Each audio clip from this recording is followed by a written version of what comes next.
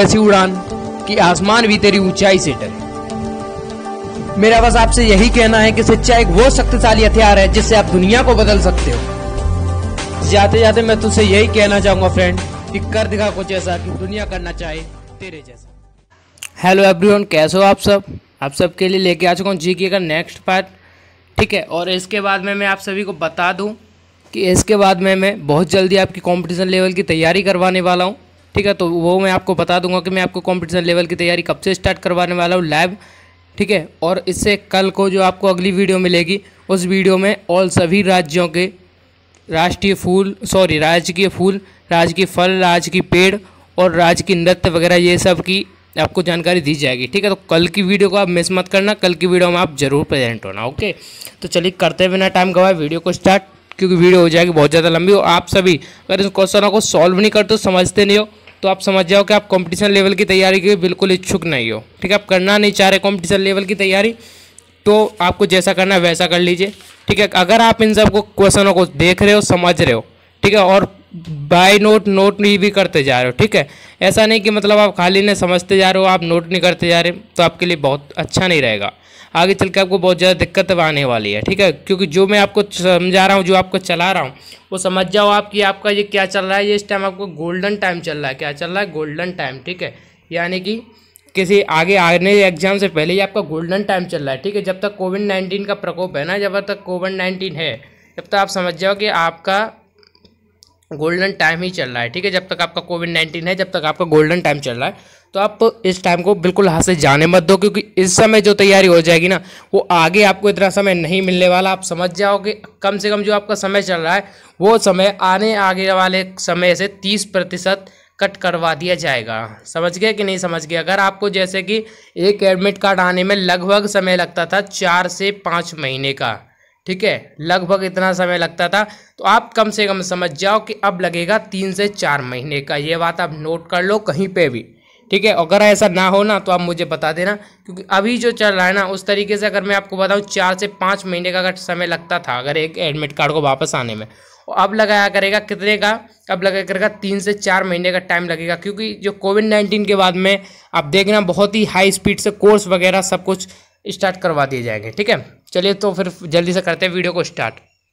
और आपको पता है कि 25 क्वेश्चन है मैं कराता हूँ, 25 क्वेश्चन कराता हूँ, तो हाई लेवल से क्वेश्चन लेता हूँ, कुछ लो लेवल से भी लेता हूँ, कुछ ऐसे भी क्वेश्चन लेता हूँ जो आगे आने वाले होते हैं, ठीक है। तो आप वीडियो को लाइक करके जरूर जाया कीजिए, और अगर आपको अच्छे लगे ना, तो आप कमेंट में मुझे बताया कीजिए कि कौन सा आपको सही लग रहा है, ठीक है। आपका क्या है?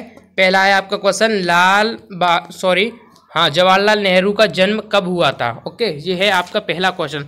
और जो मैं आपको क्वेश्चन कराता हूँ ना, आप इन्हें अच्छे से लिख लिया कीजिए, ठीक है। ऐसा नहीं होना चाहिए कि आप लिख नहीं रहे हो, ये नहीं हो रहा है, ठीक है। तो चलिए, कौन सा जवाहरलाल नेहरू का जन्म कब हुआ था, ठीक है। तो इसका पहला सही हो जाएगा 14 नवंबर 1989 को जवाहरलाल नेहरू जी का जन्म हुआ था, ओके। दूसरा क्या हमारा? दूसरा है संविधान कब लागू हुआ था? ओके, तो संविधान हमारा कब लागू हुआ था? ये तो हर बच्चे को पता ही है कि 1950 में, ठीक है। 26 जनवरी 1950 को लागू हुआ था, ठीक है। ये तो आप सबको पता ही है। और स्वतंत्रता कब मिली थी? 15 अगस्त 1947 को, ठीक है। नेक्स्ट क्या है? नेक्स्ट है वोट देने के लिए क्या जरूरी है, ठीक है। ये आपका मेन क्वेश्चन, आप समझ जाओ कि ये आपका बिल्कुल मेन क्वेश्चन नहीं है कि वोट देने के लिए क्या जरूरी है, ठीक है। तो बहुत सारे बच्चों के लिए अब देखिए ये ऑप्शन है कि 16 वर्ष उम्र, या 21 वर्ष, या 18 वर्ष, या 22 वर्ष, कितनी क्या उम्र होनी चाहिए सब उसके लिए वोट देने के लिए। तो ये तो सबको पता ही होगी कि 18 साल उम्र होना जरूरी है, ठीक है। उससे ए वो चल जाएगी, बट उससे लो हो वो नहीं चलेगी, यानी 16 साल नहीं चलेगी, 21 और ये 22 चल जाएंगे, ओके। बट 18 जरूरी है, ठीक है। ईरान की राजधानी कहाँ है? आपका नेक्स्ट क्वेश्चन है कि ईरान की राजधानी कहाँ पर है, ओके। ये आपका नेक्स्ट क्वेश्चन। तो ईरान की जो राजधानी है वो तेहरान है। क्या है? तेहरान, ओके, तेहरान है, ठीक है। नेक्स्ट है आपका 5वां क्वेश्चन है आपका, निम्न में से खाद्य फसल कौन सी है? इन निम्न में से खाद्य फसल कौन सी है?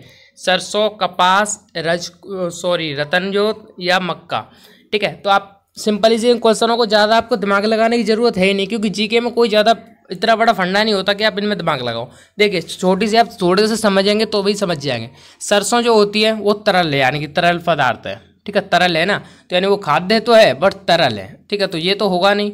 कपास है, कपास कोई खाद्य पदार्थ है नहीं, ठीक है, दूसरा भी गलत हो जाएगा। रतन ज्योत है, रतन ज्योत भी कोई खाद्य पदार्थ है नहीं। बचा क्या? मक्का, मक्का न तो तरल है, ओके, और यानी कि ठोस है, और खाने के उपयोग में होता है, यानी खाद्य फसल है, ओके। तो यानी कि इसका कौन सा सही हो जाएगा? इसका मक्का सही हो जाएगा, डी हो जाएगा इसका राइट आंसर, ओके।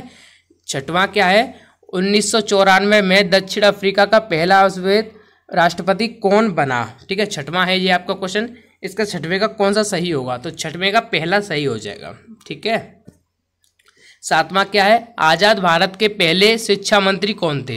ये आपके लिए बहुत मेन इंपॉर्टेंट क्वेश्चन है, ठीक है, क्योंकि जो बच्चे तैयारी कर रहे हैं ना, अगर ये इन सब की ये तैयारी कर रहे हैं टेट वगैरह की, तो उनके लिए भी मेन इंपॉर्टेंट क्वेश्चन है, और सभी बच्चों के लिए, वैसे एनडीए वगैरह के लिए तो ये मेन क्वेश्चन है ही, क्योंकि एनडीए के लिए तो सभी क्वेश्चन मेन ही माने जाते हैं, बट टेट वगैरह की तैयारी कर रहे हैं उन सब के लिए भी मेन ही क्वेश्चन है। तो इसका पहला सही हो जाएगा मौलाना अब्दुल कलाम, ओके। नेक्स्ट क्या है आपका? नेक्स्ट है किस मुगल बादशाह को अपने ही पुत्र ने कैद किया? ठीक है, ये आपका क्वेश्चन है। ये आपका क्वेश्चन ये समझ लो कि हाई लेवल का क्वेश्चन है, ठीक है, क्योंकि ऐसे जो क्वेश्चन होते हैं जब बहुत ही कम समय के लिए आते हैं, यानी ये पे गोल्डन क्वेश्चन होते हैं। कैसे होते हैं? गोल्डन, यानी कि इनमें समय लगता है बहुत कम, ठीक है, और इनमें मार्क्स मिलते हैं पूरे ज़्यादा, ठीक है, यानी कि जो आपको नंबर होते हैं ना वो पूरे मिलते हैं, बट इसमें समय लगता है बहुत कम। तो इसका बी सही हो जाएगा, शाहजहां ने अपने पुत्र को वो चुनवा दिया था, ओके, कैद करवा लिया था। तो नौवां क्या है? राष्ट्रीय खेल कौन सा है? ठीक है, तो ये तो सबको पता ही होगी कि राष्ट्रीय खेल कौन सा है। राष्ट्रीय खेल है हॉकी, सी हो जाएगा इसका राइट आंसर। 10वां क्या है? भारत के प्रथम राष्ट्रपति कौन है? ठीक है, तो भारत के प्रथम राष्ट्रपति कौन है? इन सब की भी आपको पता होगी कि कौन है भारत के प्रथम राष्ट्रपति। डॉक्टर राजेंद्र प्रसाद, ठीक है। ये सब जो क्वेश्चन है ना, जो क्वेश्चन है ये आपके बहुत ही इजी क्वेश्चन, मैंने बताया ना गोल्डन क्वेश्चन है ये आपके। कैसे हैं? गोल्डन क्वेश्चन, इन्हें मैं अपनी जुबान में बोलता हूँ गोल्डन क्वेश्चन, ठीक है। नेक्स्ट क्या है? भारत चीन युद्ध कब हुआ? ठीक है, ये आपका जो क्वेश्चन है ये वेरियर, और यानी कि जो बच्चे डिफेंस वगैरह में जाना चाहते हैं उन सब के लिए बहुत मेन इंपॉर्टेंट क्वेश्चन माना जाएगा ये, ठीक है। जो 11वां है ना वो मेन इंपॉर्टेंट माना जाएगा, तो इसका 1962 हो जाएगा, ठीक है। सब बच्चे इसे लिख लेना, क्योंकि ज़्यादातर जो एग्जाम में ऐसे क्वेश्चन पूछे जाते हैं, ठीक है, कि ये युद्ध कब हुआ था, ठीक है। वर्ष का लंबा दिन कौन सा है? नेक्स्ट क्वेश्चन है 12वां कि वर्ष का लंबा दिन कौन सा है? तो वर्ष का लंबा दिन सबको पता ही होगी, 21 जून वर्ष का लंबा दिन होता है, ठीक है, डी हो जाएगा इसका राइट आंसर। फिर 13वां क्या है? 13वां है राज्यसभा को भंग कौन करता है? ठीक है, 13वां क्या क्वेश्चन है कि राज्यसभा को भंग कौन करता है? 13वां क्वेश्चन है, तो इसका राज्यसभा को कोई भी भंग नहीं कर सकता, ठीक है। इसका डी आंसर सही हो जाएगा कि राष्ट्रसभा को कोई भी भंग नहीं कर सकता। राज्यसभा किसी के इस तरह से नहीं चलती, उसे कोई भंग नहीं कर सकता, ठीक है। फ्रांस की राजधानी कौन सी है? ठीक है, नेक्स्ट क्वेश्चन क्या है आपका कि फ्रांस की राजधानी कौन सी है? 14वां क्वेश्चन है आपका, तो इसका जो है फ्रांस की राजधानी वो है पेरिस, ओके। फिर उसके बाद में क्या है? 15वां आपका प्रधानमंत्री का चुनाव होता है। प्रधानमंत्री का चुनाव किन के स्तर से होता है? आप इनमें से बताइए कि किन के स्तर से होता है प्रधानमंत्री का चुनाव? लोकसभा के सदस्यों द्वारा, या राष्ट्रपति द्वारा, या राज्यसभा के सदस्यों द्वारा, या उपयुक्त तो सभी? तो खाली इसका ए सही हो जाएगा, लोकसभा के सदस्यों के द्वारा ही होता है, ठीक है। और आपका 16वां क्या है? 16वां है श्रीलंका की राजधानी है। क्या है आपका 16वां? श्रीलंका की राजधानी है। तो श्रीलंका की राजधानी है वो है कोलंबो, सबको पता ही होगी श्रीलंका की क्या है राजधानी? कोलंबो, ओके। फिर क्या आपका नेक्स्ट है 17वां आपका फतेहपुर सीकरी किसने बनवाया? ठीक है, तो फतेहपुर सीकरी जो था वो सी सही हो जाएगा, अकबर ने बनवाया, ठीक है। नेक्स्ट है आपका 18वां संसद के दो सत्रों के बीच कितना समय अंतराल होता है? ठीक है, तो सदन के दो सत्रों के बीच में 6 महीने का अंतराल होता है, ठीक है। आप इसे लिख लेना, नोट कर लेना, ठीक है। 19वां क्या है आपका? 19वां है गरबा कहाँ का लोक नृत्य है? ठीक है, ये जो आपको मैंने बताया ना कि लोक नृत्य इन सब के वगैरह के लिए आ जाते ज़्यादातर क्वेश्चन, तो इसके लिए मैं कल शायद आपको वीडियो प्रोवाइड करवा दूंगा, ठीक है। तो गरबा के लिए जो लोक नृत्य है वो गुजरात है, ठीक है, गुजरात का लोक नृत्य है गरबा, ठीक है। सबको पता होगी, ज़्यादातर बच्चों को तो पता ही होगी कि क्या है। नेक्स्ट आपका क्वेश्चन है 20वां, झारखंड में स्टील का सबसे बड़ा स्टील कारखाना कहाँ है? झारखंड में सबसे बड़ा स्टील कारखाना कहाँ पर है? ओके, तो इसका ऑप्शन नंबर ए सही हो जाएगा, जमशेदपुर में, ठीक है। ये ज़्यादातर आ भी गया है क्वेश्चन कई बार कि कहाँ पर सबसे बड़ा स्टील कारखाना है, तो या तो झारखंड आप लिख दो, अगर झारखंड नहीं दिया हुआ, अगर उसमें ऑप्शन ऐसे छाट करके दिए हुए हैं तो उसमें आप जमशेदपुर लिख दो, ठीक है, अगर एग्जैक्टली जगह ही पूछ रहा है तो। और 21वां क्या है आपका? 21वां है वर्ष 2016 के ओलंपिक्स में भारत ने कितने कितने पदक बनाए, ठीक है, सॉरी कितने पदक जीते, ठीक है। 21 में आपका ये क्वेश्चन कि भारत ने कितने पदक जीते, तो इसका 20 सही हो जाएगा, 2 पदक जीते थे, ठीक है, पता होगी सबको, ये करंट अफेयर की भी गिनती में आ जाएगा, ठीक है। अगला है नेक्स्ट आपका 22वां, किस क्षेत्र में हरित क्रांति भारत से सफल हुई है, ठीक है। 22 में आपका किस में से सफल हुई है, तो यानी कि गेहूं से सफल हुई है हरित क्रांति भारत में, ठीक है। भारत में गेहूं से ही हरित क्रांति सफल हुई है, यानी कि ये क्वेश्चन है आपका, तो इसके बहुत ही इजी रहेगा ये क्वेश्चन।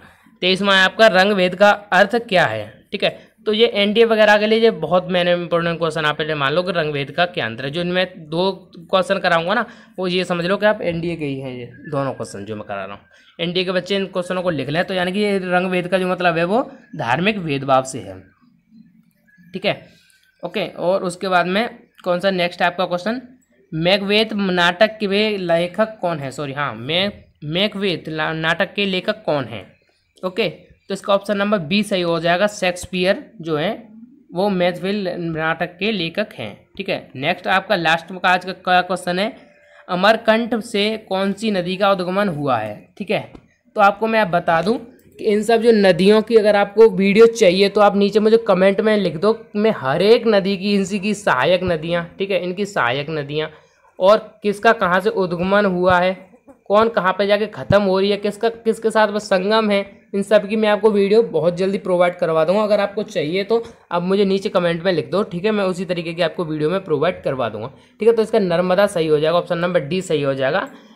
अमरकंटक की नदी, सॉरी अमरकंटक से कौन सी नदी का उद्गमन हुआ है, तो अमरकंटक से नर्मदा नदी का उद्गमन हुआ है, ओके। तो मिलेंगे फिर कल की वीडियो में, जब तक के लिए जय हिंद।